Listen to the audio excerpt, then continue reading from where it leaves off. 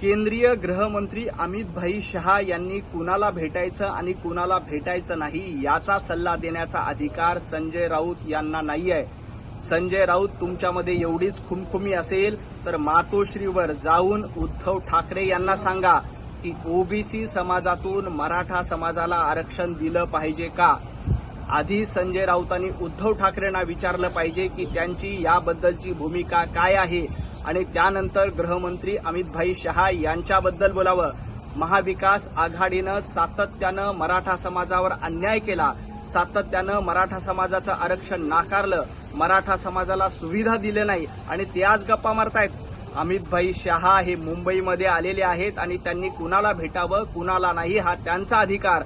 त्याच्या आधी संजय राऊत यांनी उद्धव ठाकरेंना भेटावं, त्याच्या आधी संजय राऊत यांनी शरद पवारांना भेटावं, संजय राऊत यांनी महाविकास आघाडीतल्या नेत्यांना भेटावं आणि त्यांना विचारावं की मराठा समाजाला ओबीसीतून आरक्षण द्यायचं का नाही।